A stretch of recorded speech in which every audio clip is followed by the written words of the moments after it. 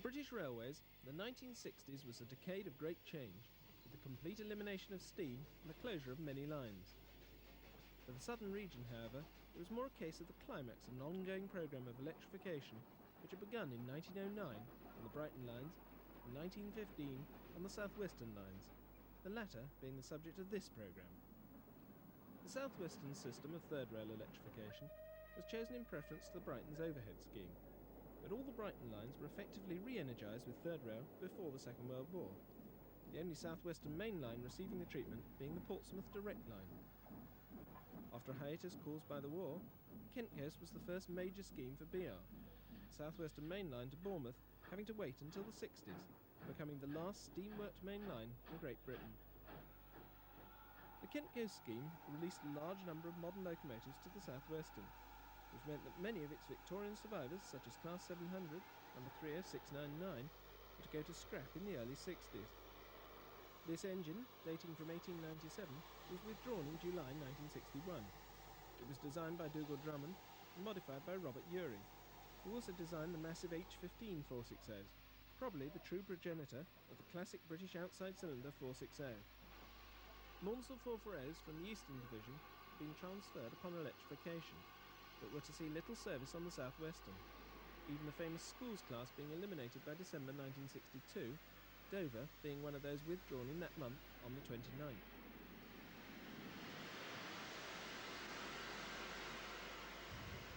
In 1960, M7 tanks still worked alongside standard classes and Pacifics, being used for Waterloo empty stock workings. Fully Pacifics were still being rebuilt in 1961, the last one in May.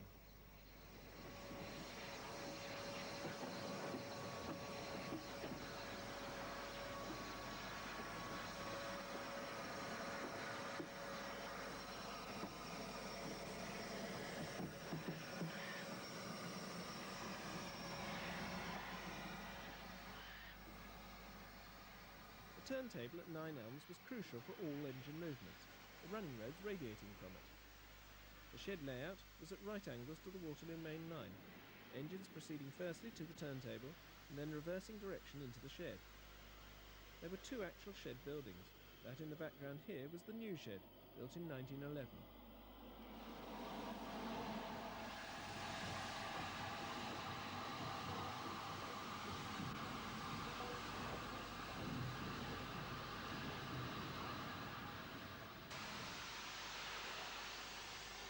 The ferro-concrete coaling stage was built by the Southern in 1923, it being set over two of the access roads from the main line, connection with which was controlled by Loco Junction signal box.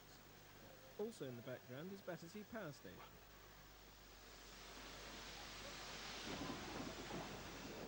M7s were associated with 9 Elms from 1897 as suburban engine, to the 60s as ECS powered, the Bully Pacifics from 1941 to 1967.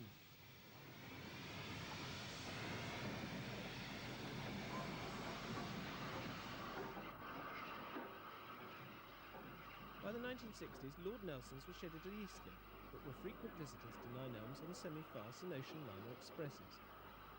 This one, Lord Anson, was to prove to be the last of this famous class to see BR service. The South Western's magnificent Waterloo terminus dates in its current form from 1922. Both suburban and main line services are handled, mainline trains working from the middle platforms, of which platform 11 was the longest, at which Rotterdam Lloyd was ready to leave with the West of England Express.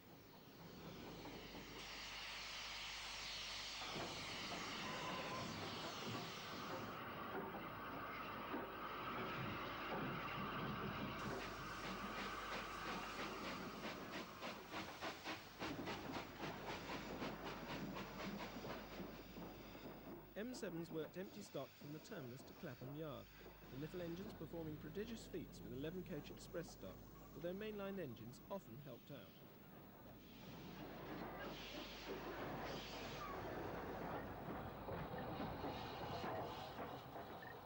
Locomotives for outgoing trains had to use the last 3 miles of main line from 9 Elms, as there was very limited siding accommodation at the terminus, although at one time there had been a small loco shed right in the middle of the station.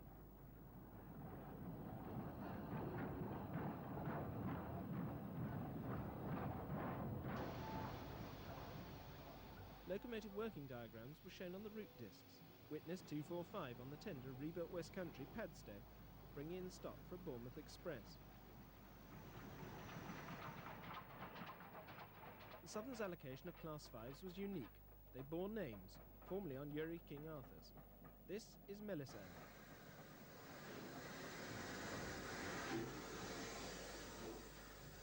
In order to save paths on the busy route into London, incoming engines would take the stock of subsequent arrivals to Clapham Yard.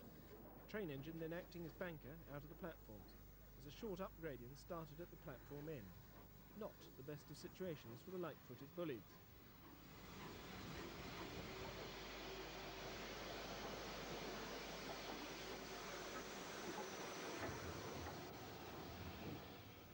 This M7 was chosen to represent the class in preservation. It is now a member of the National Collection, although sadly not in working order.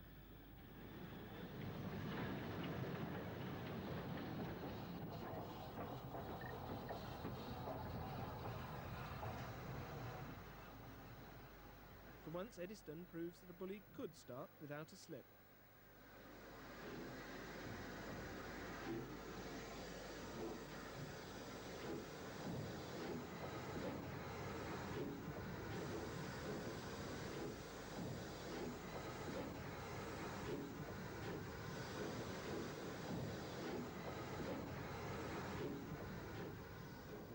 Rather more robust is the departure of the last of the Eastleigh Arthurs, Sir Lamoureux, a Salisbury engine for its entire life.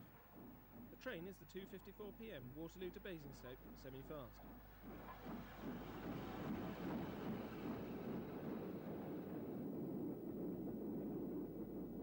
Heading towards Waterloo, under the rickety Clapham C box, is an Up Express, whilst one of Bulleid's austerity class Q1 Charlies runs in with a parcels train. An M7 waits for a path across the main lines with empty stock, as the Q1 pushes its train through the centre road in the independent Windsor Line station.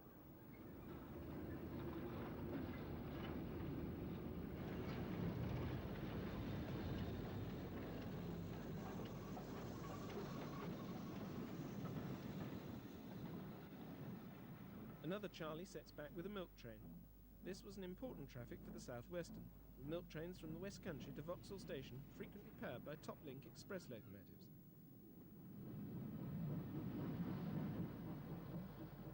Passing the Brighton Line's Clapham B box is another rebuilt bully with empty stock from Waterloo. The carriage sidings at Clapham are set between the V formed by the main line and Windsor Line stations.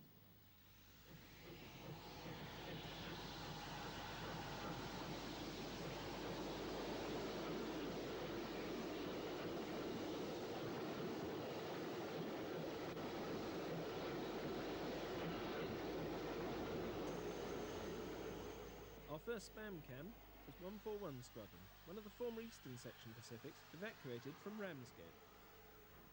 Axminster performs the now familiar role of ECS engine, but the next engine we see is very unfamiliar in this part of the world, a Caprotti valve gear Class 5 from the Midland region.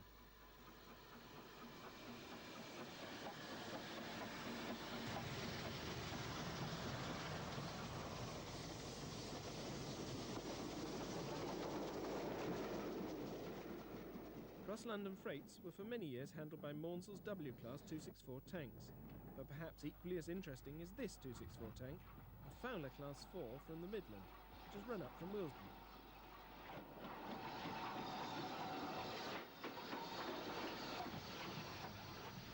Locomotives from all regions appeared at Clapham, as Gresley J52 will have come via Farringdon. In later years, panniers from the Western region were to take over from the M7s on ECS duties.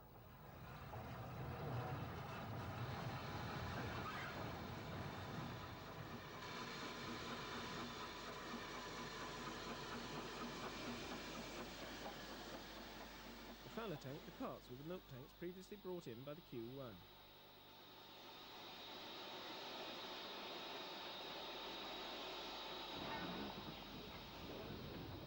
A final shot of an M7 leads us on to one of the most famous trains to pass through Clapham, the Brighton Bell, which also leads us to the far side of the station to witness the arrival of the Kenny Bell, the unofficial nickname of the Post Office Savings Bank workmen's trains which ran from Clapham Junction to Kensington Olympia.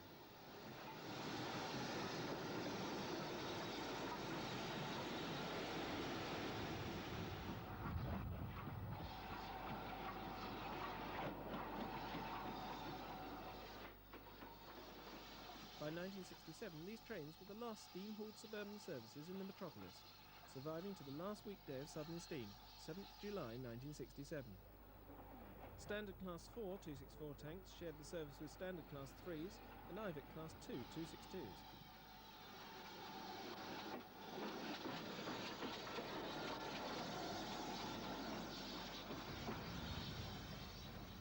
The route used was from the southmost platforms at Clapham, diving under the Brighton and South Western main lines to go on to the West London extension route via Chelsea Bridge. This is 80140, heading towards Kensington. Note the mixture of BR standard suburban stock and a bullied corridor coach.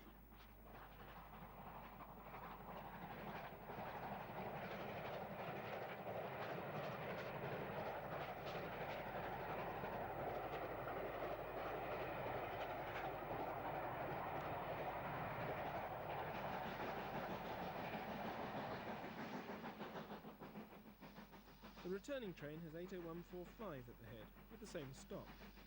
The service was not in the public timetables and was for post office employees primarily.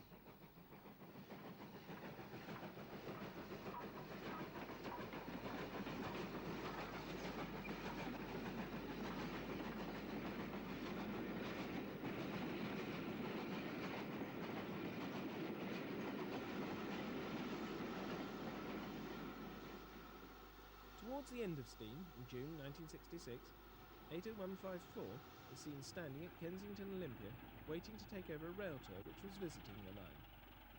As Southern Region Control ceased at Olympia, the train had to reverse here, although through freights, of course, didn't need to stop.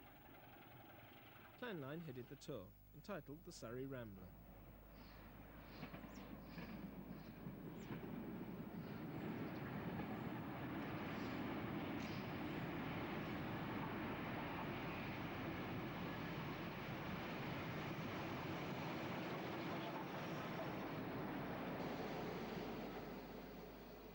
Note our Clan Line then had red nameplates.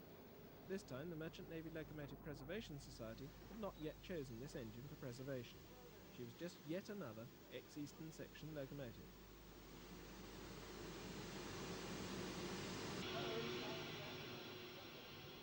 Kensington Olympia was signalled by the Great Western, but was on a route supported by London Transport, whose shuttle service from Earls Court served the Olympia Exhibition Centre, the Southern, Western and Midland regions.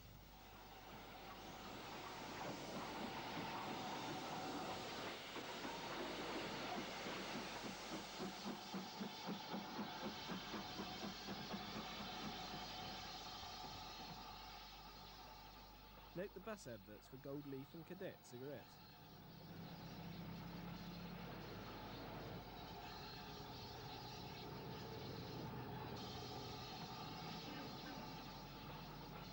This rail tour had originated at Victoria behind Clan Line, which had taken it via Redhill to Guildford and then via Staines and Clapham to Olympia.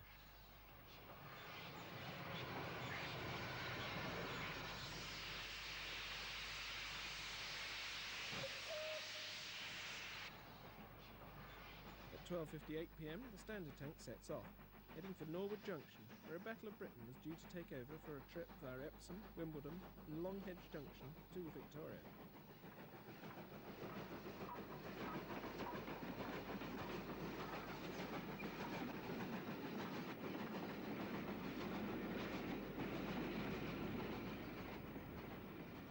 At Chelsea and Fulham, we wait by the line side for another rail tour engine, Standard Class 4 460 number 75077, reversing down to Olympia.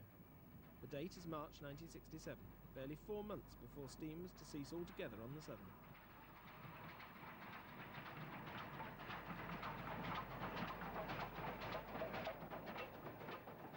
The joint nature of the line is evidenced by the Great Western signal box and lower quadrant signals at Chelsea and Fulham signal box. The rail tour was headed once again, as far as Kensington Olympia, by Bully Pacific, this time 34087 145 Squadron.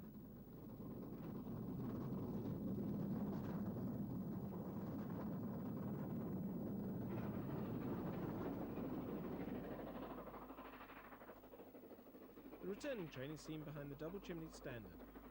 Note the blue and grey coaches, which began to appear towards the end of steam. 75077 survived to the very end.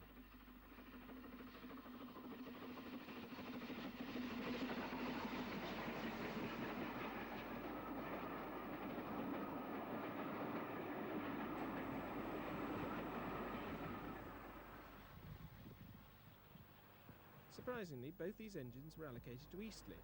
34087 also surviving to the end of steam, running nameless in common with her sisters for her latter years.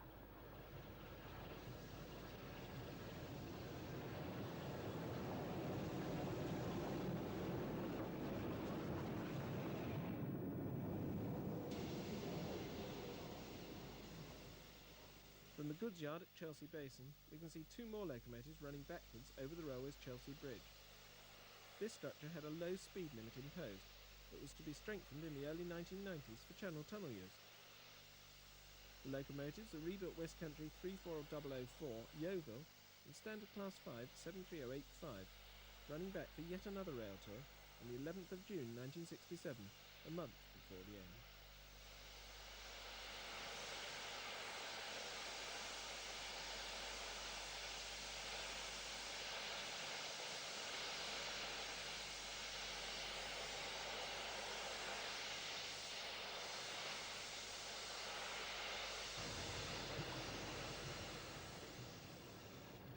Note the frame on the side of the West Country, where her name had once proudly been displayed.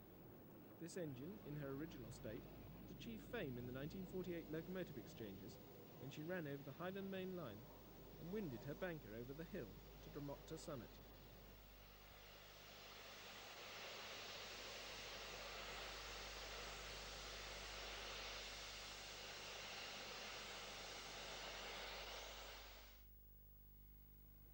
An original bolide is our first sighting as we return to the southwestern main line south of Wimbledon Station, running through on a down Bournemouth Express.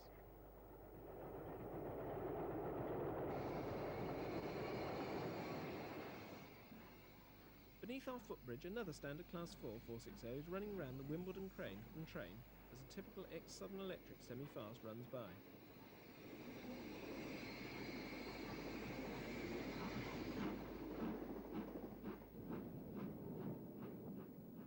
Situated to the southeast of the main lines, Wimbledon Yard was the Southern's, and previously South Western's, main signalling and telegraph depot.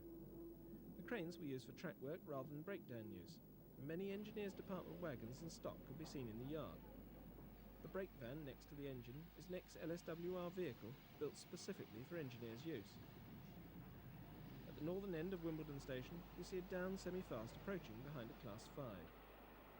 From Wimbledon westwards, the local lines were to the outside of the central through lines.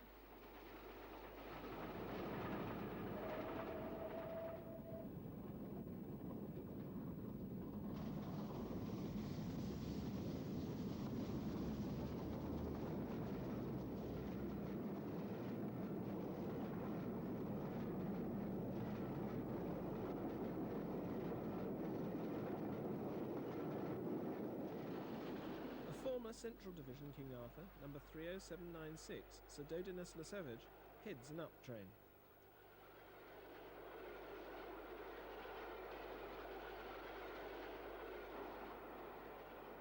First station beyond Wimbledon is Rains Park, where there are no platforms for the through lines. The station is a junction, with a Burrowing junction for the up branch from Worcester Park and Epsom. Up trains were restricted to 60 mph from here onwards to Waterloo, as they mixed in with the suburban system.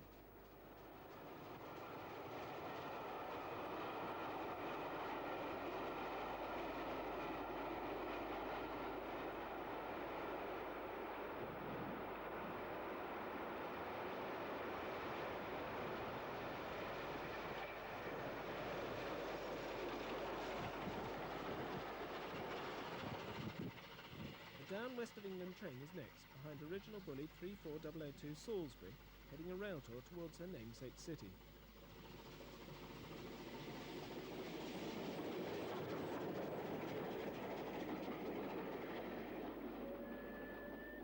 New Malden's tall signal box stands to this day, situated at the country end of the mainline platforms at the next station down the line. This was Geoff Holyoake's home station, so he saw a lot of variety here. In the foreground is the line leading to a Burrowing junction for the Kingston roundabout loop, which left the main line here. The first West Country of all, Exeter, heads a mixed rake in the final years. As these are mainly first-class stock, it's probably an Ocean Liner Express. Note the green Mark II coach.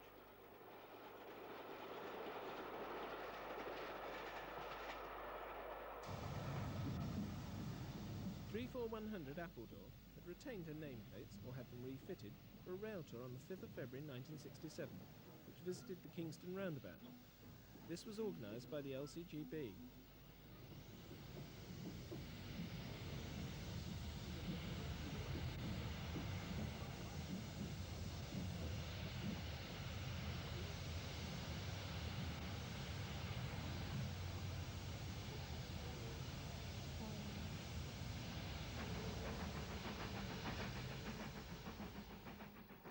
Tour followed behind Standard Class 4264 tank 80145, a regular Kenny Bell engine.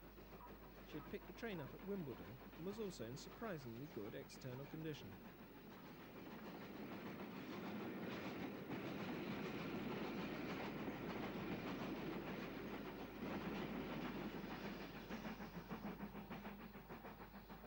The tour had first been worked by BR Standard Class 3 Mogul 77014 from Wimbledon through Rains Park, Motspur Park and onto the Chessington branch, which is where we see it. This engine was a very surprising transfer to the southern region in 1966, as the type had not been previously allocated to the region.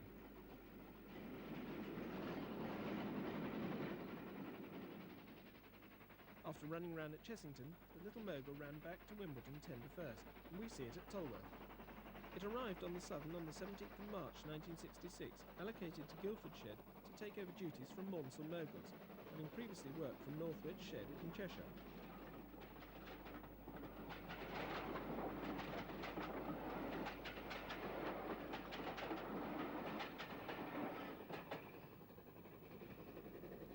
The Chessington branch was a 1930s Southern Railway line, stations being of concrete construction. On the northern side of the main line, Appledore took the train over from the standard tank and headed it back from another suburban terminus at Shepperton to Twickenham.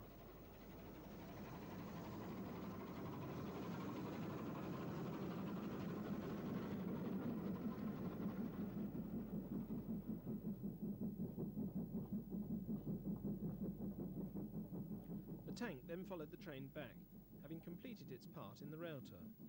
This engine was withdrawn in June 1967.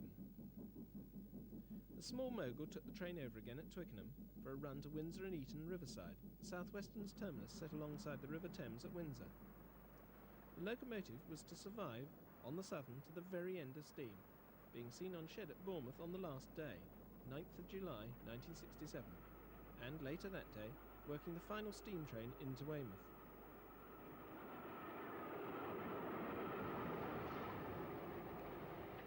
Once again the Pacific followed the main train, tender first.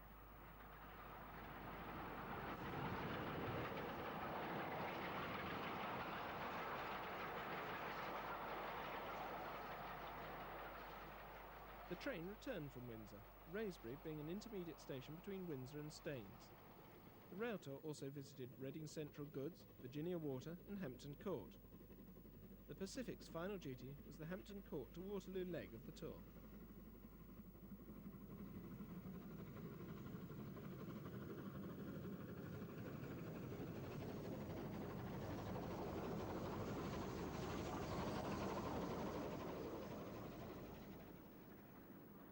The suburban lines didn't usually see Pacifics, but a pair of original bullies worked round the Windsor lines on another rail tour, seen here at Feltham, with 34102 Lapford and 34057 Biggin Hill, 2 out of 7 non-rebuilts which survived into 1967.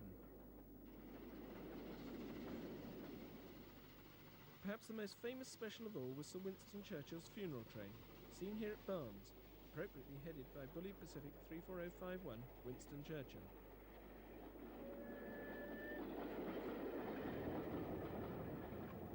The locomotive, of course, was chosen as the representative of Bully Pacifics in the National Collection, preserved at the NRM.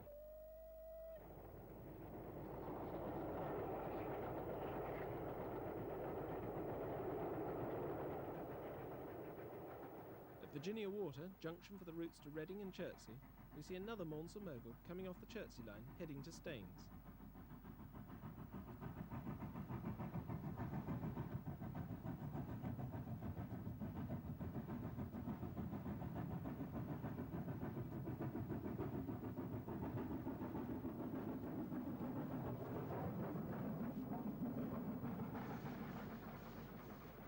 return of this tour, the Maunsell Commemorative Tour, on 3rd of January 1965, was headed by Q Class 30545 to Reading.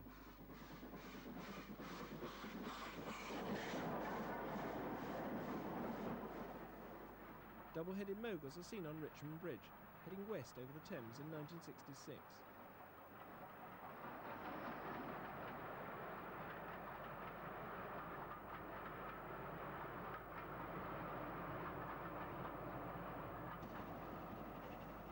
Our final suburban scene is also Richmond Bridge, with a rebuilt Bulleid also heading west.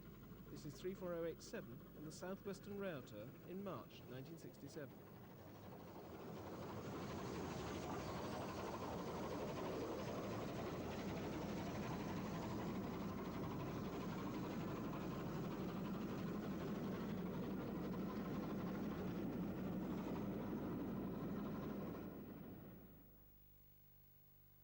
We returned to New Malden to see the Royal train, running up the main line behind 34100 Appledore. Although here the train was empty. We don't know who had used it.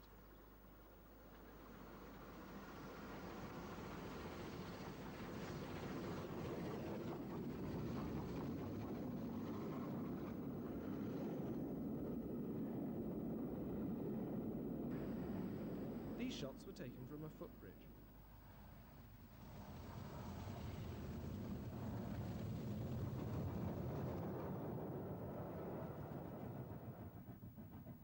Another rare shot of a King Arthur, a Scotch Arthur, heading up with Maunsell stock.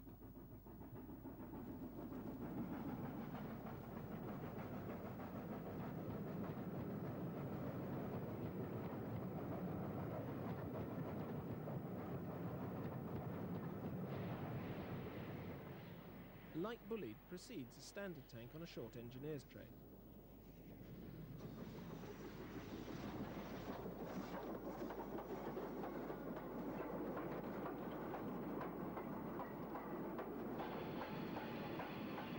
Surbiton, the crossover from the down through to the down local is used by mainline steam trains calling at the station. This is Royal Observer Corps, sporting its long service medals on a West of England train.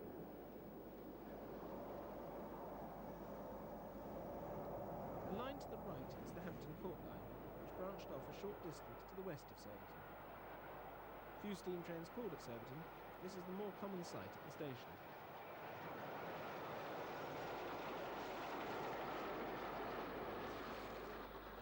Woking is the principal junction on the main line, where Bournemouth and West of England trains, the latter seen here, continue down the main line, whilst the Portsmouth direct line diverges to the right of our second view here, the south end of the station.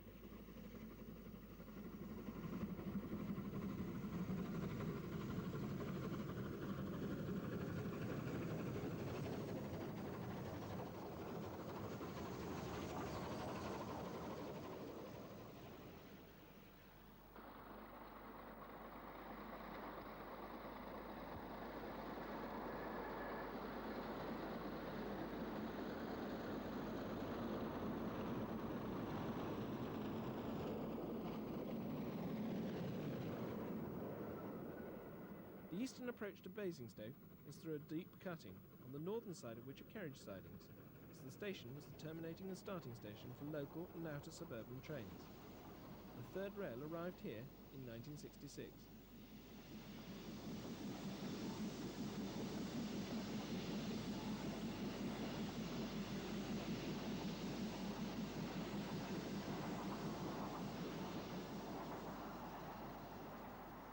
Coming off the Reading line via Mortimer is 34051 Winston Churchill on a rail tour organised by the Stevenson Locomotive Society, which had come from Birmingham and was to take the train on to Salisbury.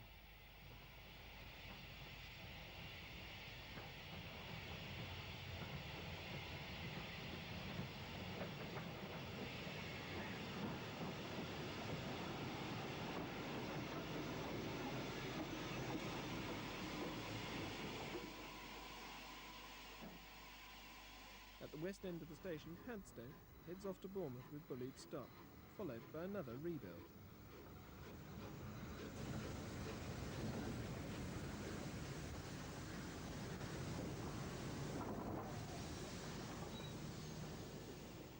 Basingstoke's shed is in the background as an up cross-country train runs in. Boscastle, today preserved on the Great Central Railway, makes an uncharacteristic steady start for Bournemouth.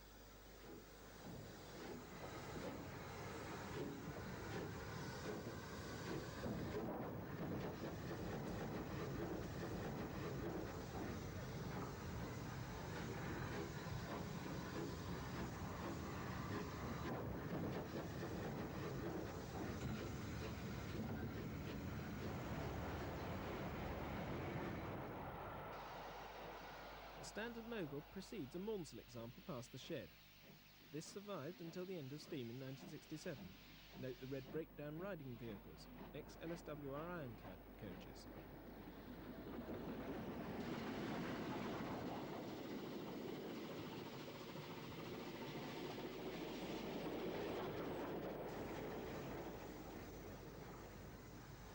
The prototype West Country Exeter makes a slippery start on the down local.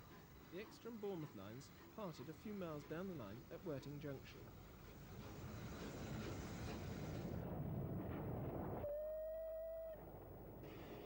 Back at the east end, a Bournemouth train pulls in behind an original bullied, whilst 219 Squadron is going to Salisbury.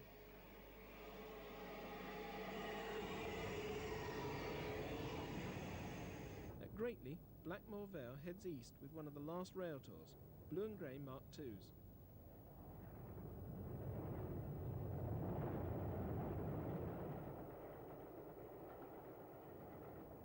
The unusual spectacle of two unrebuilt Pacifics is seen approaching Salisbury at Laverstock. Lapford and Biggin Hill, together with Blackmore Vale, are the last three unrebuilts to survive. This is the Bridport Bell.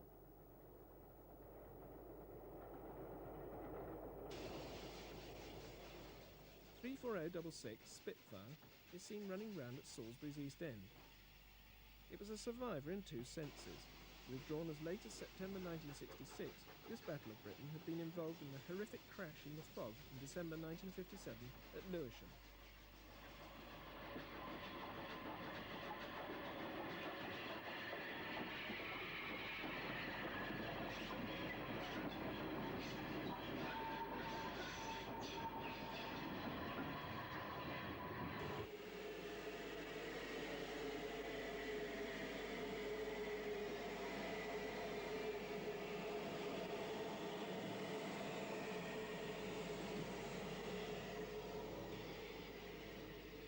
West End, we see Winston Churchill coming off the SLS rail tour from Birmingham, which we last saw at Basingstoke, to allow a rebuilt merchant navy to carry on down to Exeter.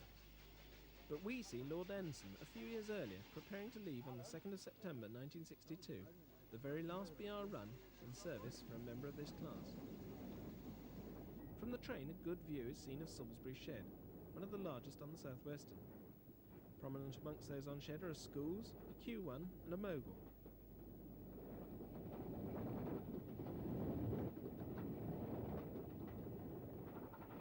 Climbing away to the west on the Great Western Line out of Salisbury is another spam can on a rail tour, a classic view of Salisbury. This is the Bridport Bell rail tour, with Blackmore Vale taking it from Salisbury to Westbury.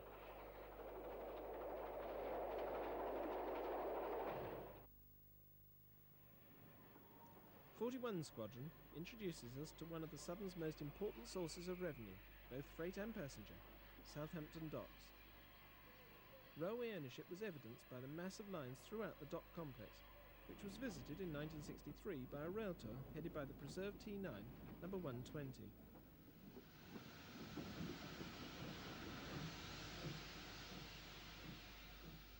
Almost as famous as the docks were the USA shunters, although some were already laid up by the time of the tour. The docks also boasted a carriage heating vans.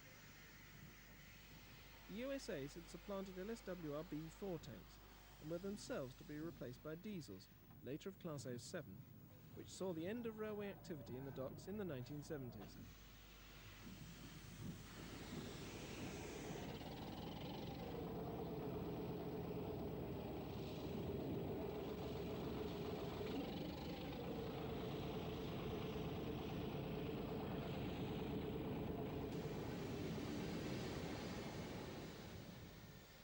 Standing alongside the famous ocean terminal, built after the war to service the equally famous blue-ribboned ocean liners on the American Atlantic run, this USA was to take the Hampshire Venturer rail tour through the streets of Southampton to Fawley on Sunday the 10th of March 1963.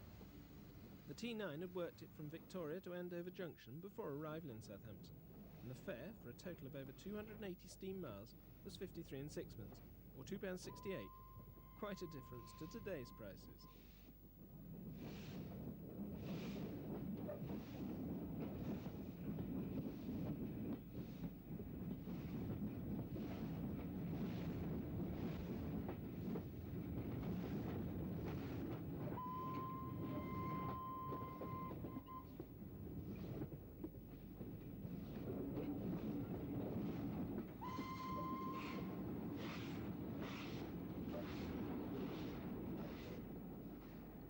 The goods shed at Southampton Terminus was passed as the train ran up the original London and Southampton main line.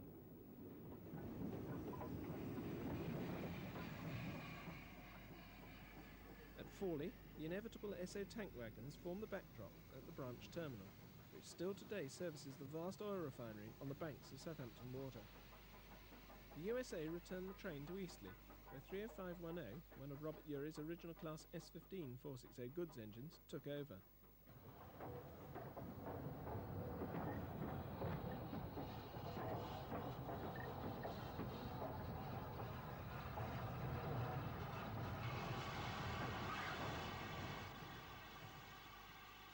By this time, local passenger duties were normal terms for the class, the last of which was withdrawn a year later, in March 1964. Two survive today, on the Mid-Hants line.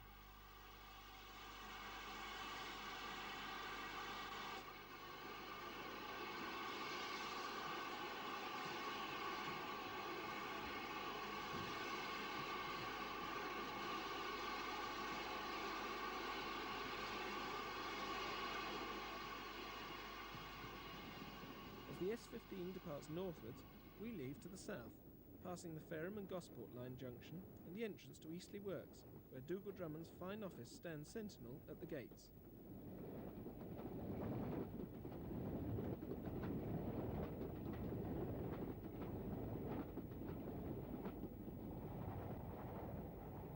The two roads between us and the works lead into Eastleigh Shed, built alongside the works but separated from it by the two rows of classic Victorian workers' cottages.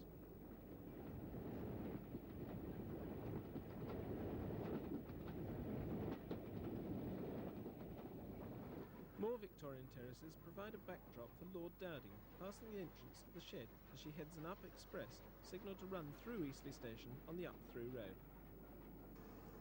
Alongside the shed's coaling stage stands Beer Alston, being mechanically coaled in the early 60s. However, by the beginning of 1967, locomotives were looking unkempt, such as this standard mogul, and coaling was being attended to by grab-fitted cranes, as is Lyme Regis, being readied for an ocean liner express. '.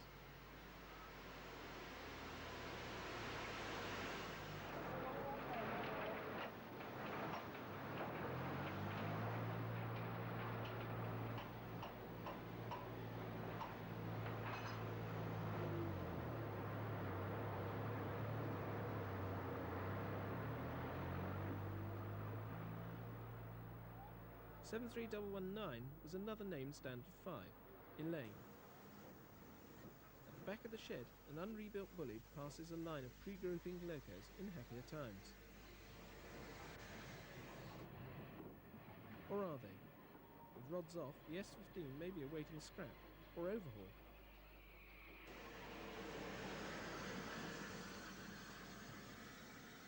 In fact, this is the early 60s, and as a rather dirty coal stock heads into the shed, the line-up behind includes a Brighton K mogul and a wide chimney schools.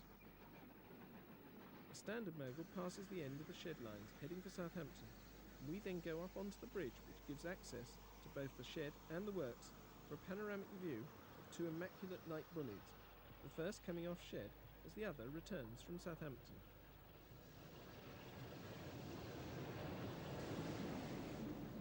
Works tours were always popular. From the same bridge we look down into the works reception yard as a USA tank brings a tour into the works, and then join the participants inside to see bully Pacifics undergoing repair and overhaul.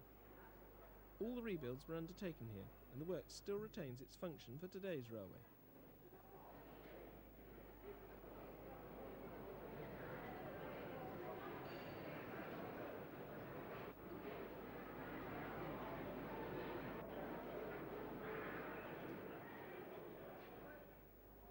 In this view, Mons or Mogul's and even an M7 are seen undergoing the treatment, and a surprise is the Longmoor Military Railway's WD-210O Gordon, mixing it with the Bullies. Outside, the tenders of the Pacifics await their separate turns, whilst Lord Dowding received a general repair in 1963 after working over 250,000 miles since her rebuild in 1958.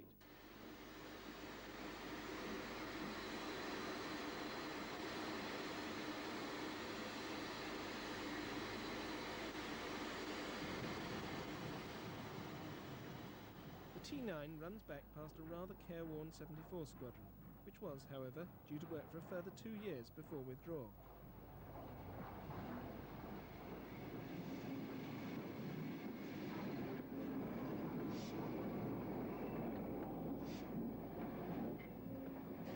Perhaps the most unusual engine at Eastleigh was Repton, with the wrong type of BR emblem.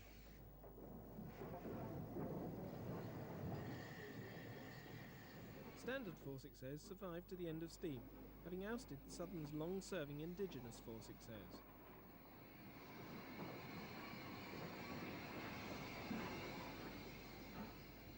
A long line of engines awaits works, including a Z080 tank, an M7, a couple of standards and an S15.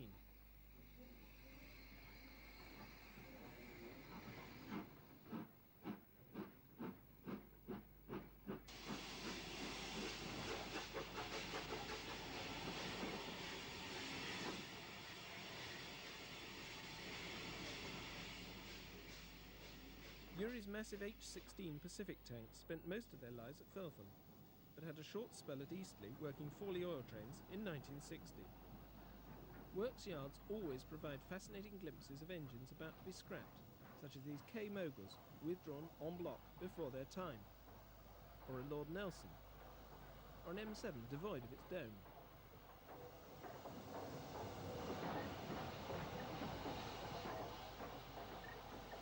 In 1966, the LCGB organised 2 rail tours to commemorate the last runs of Maunsel's version of the S15 goods engines.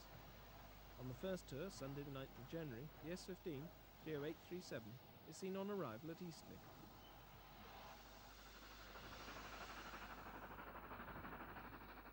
Return was via Fareham and Cosham, Guildford and the main line to Waterloo.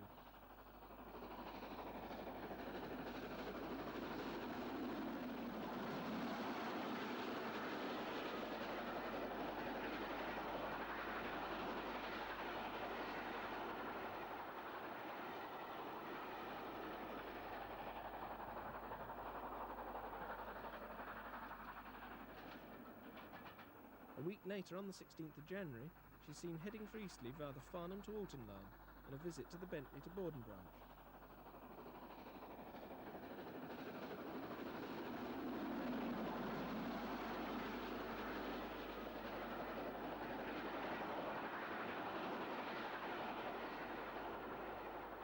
A week is a long time in weather terms.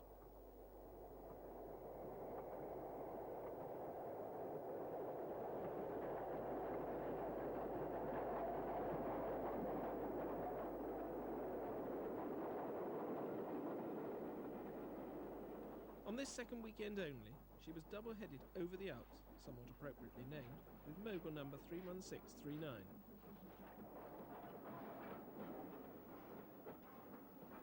One of the sadder aspects of the elimination of steam was the cessation of steam services on the Isle of Wight in 1966, and the closure of the Cowes line and the Shanklin to Vintner part of the main line. Initially, in 1965, it was proposed to close all the island's lines completely from the 3rd of October, so a rail tour was organised for the last day. Subsequently, the main line from Ryde Pierhead to Shanklin was reprieved, and closure for the remainder took place in 1966.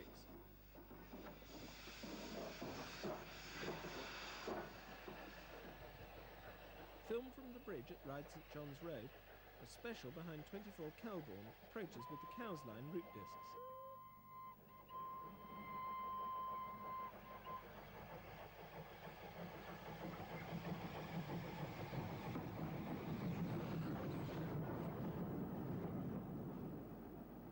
This is a train for Ventnor, seen from under the bridge.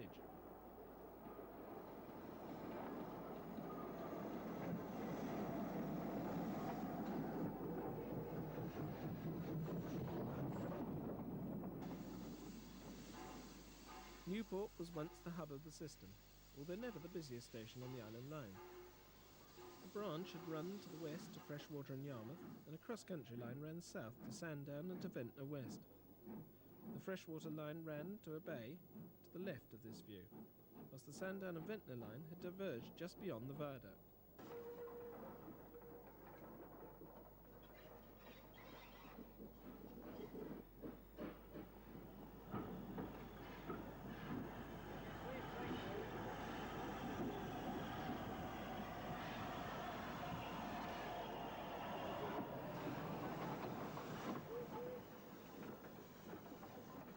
Number 28 Chale illustrates how well the Island OV2s looked in their full BR mixed traffic livery, and how well maintained they were right up to the end by Ryde St John's Works.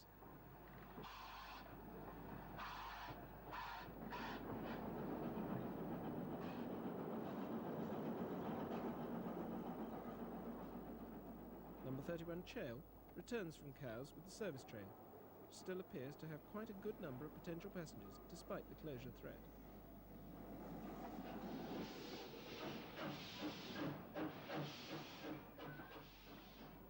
Although closure of the line to Cowes was not unexpected, the final section of the main line to Ventnor might have been expected to remain open. Certainly the winding roads to the little town at the southernmost point of the island were not conducive to extra road traffic, and the town has lost out to Sandown and Shanklin as a result of the loss of rail services. Number 28 Ashy was being used on the normal service trains on the 3rd of October 1965 as we wait for the LCGB special.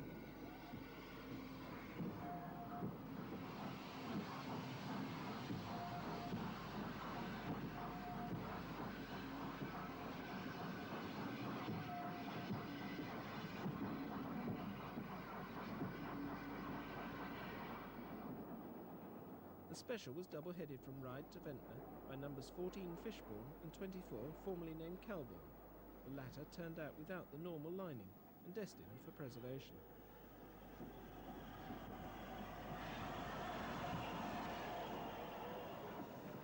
Ventnor Station was eventually closed on April the 17th, 1966. By this time Fishbourne was the oldest steam locomotive in use on BR, having been built in 1889 as the second O2 and shipped to the island in 1936.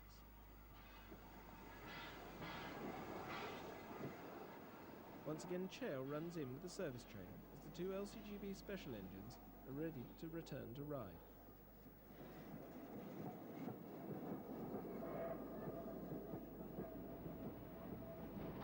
By 1967, storm clouds had gathered.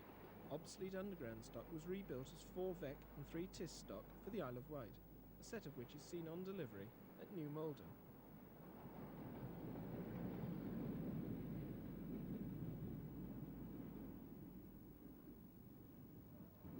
In Wimbledon Yard, the officials gathered to inspect a 4 sub unit that had been damaged in a slight accident. Geoff heard about this on his car radio and went over to the footbridge at Wimbledon to film it. He wasn't popular and was told to push off, or words to that effect. However, he was on a public footpath, so he stood his ground.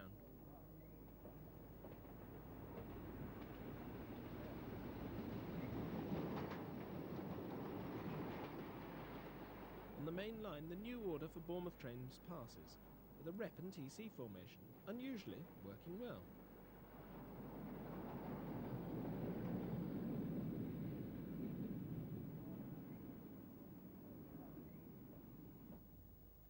Another sub in trouble was captured on film at Basingstoke. This one had run into the level crossing gates at Hampton Court. This was a case of electric needing steam to rescue it. The train was heading to Eastleigh Works for repair.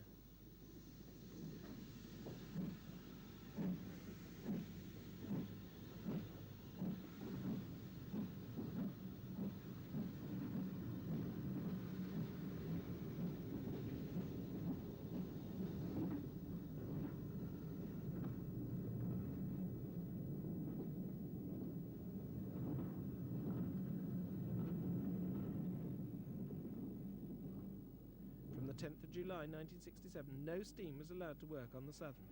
Even movements to scrapyards had to take place behind diesel power.